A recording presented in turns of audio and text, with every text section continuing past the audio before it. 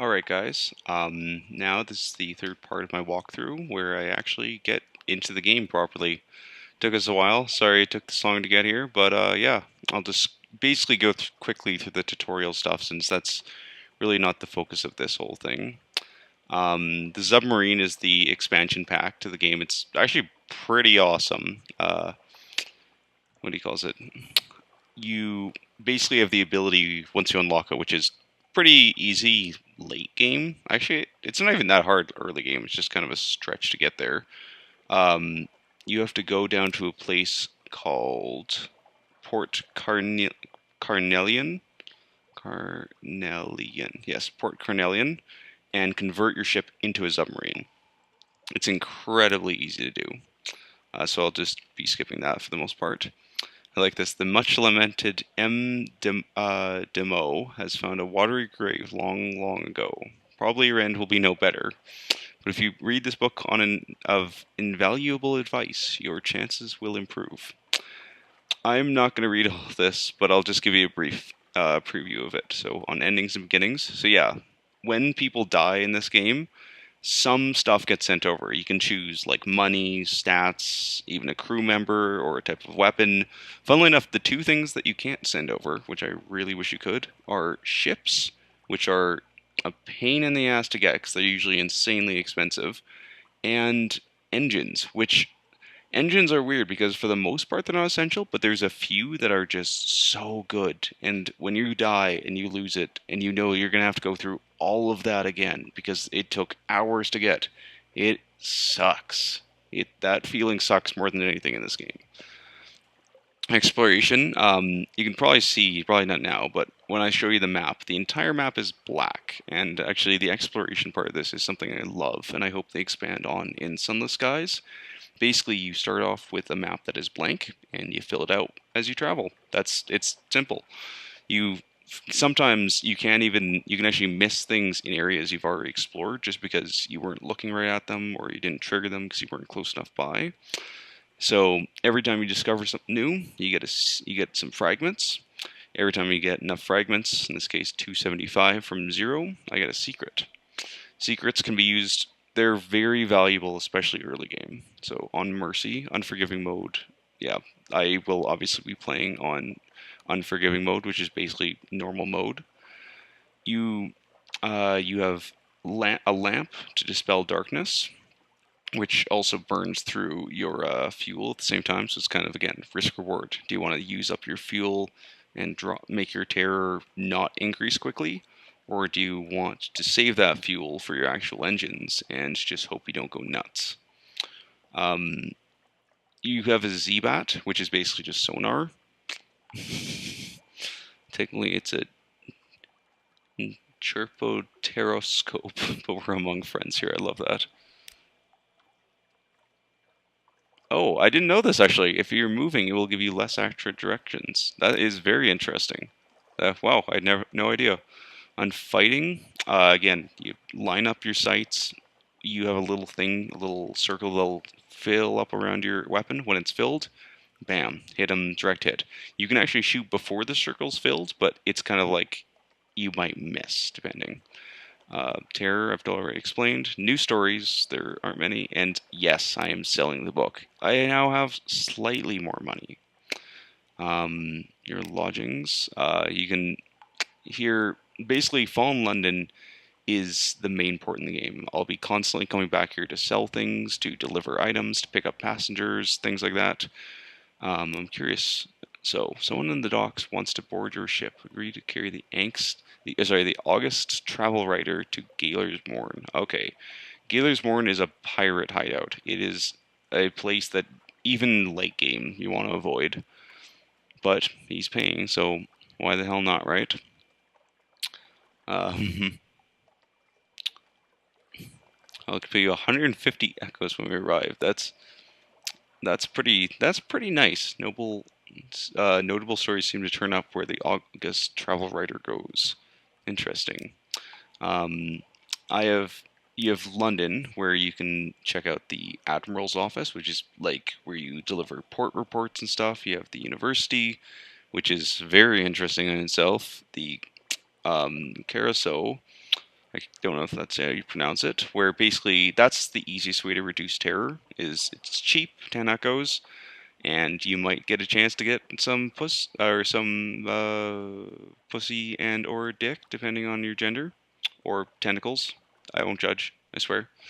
You can hire more crew, which is actually like late game. That becomes a lot more useful when you have big ships and you are slightly more inclined to be basically throwing your crew into the maws of hungry monsters, to get away. It's part of the job, you know. You know what you get when you sign up.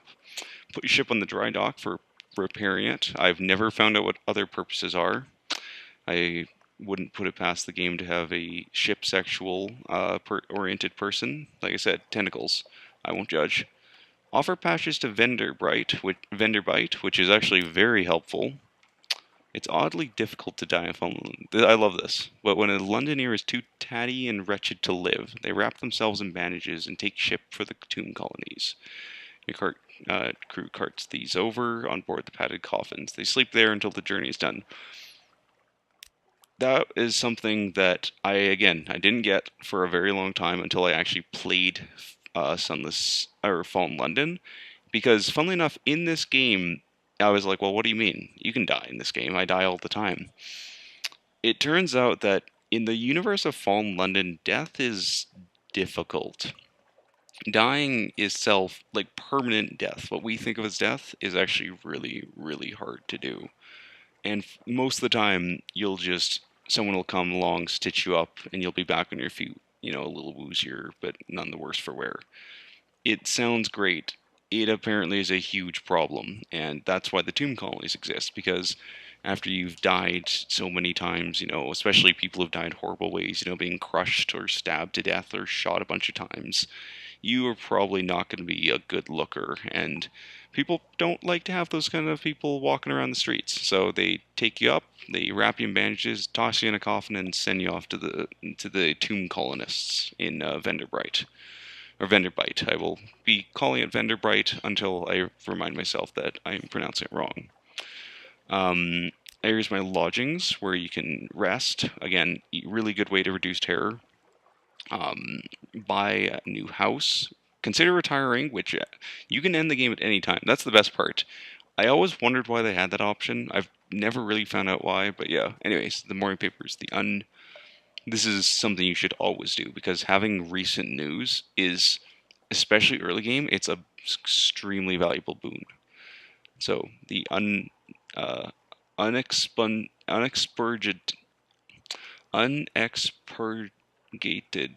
Gazette, the magazine formerly known as the London Magazine, the spiteful trumpeter. News.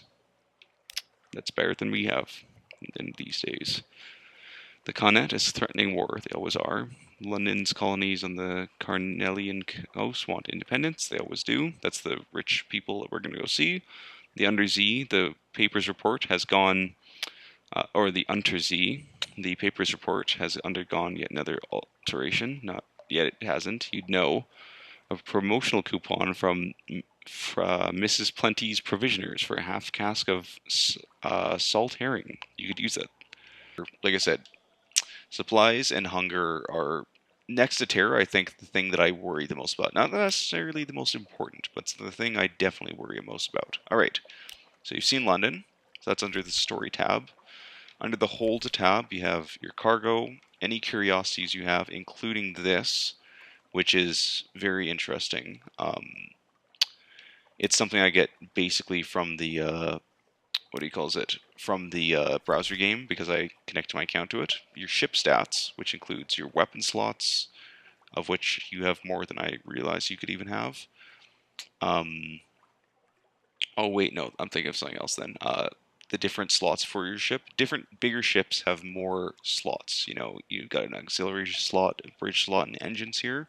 Sometimes you can have a forward cannon, an aft cannon. Those are the main things. And then these are used for basically other helpful things. Like bridge is you can upgrade your lamp and things like that.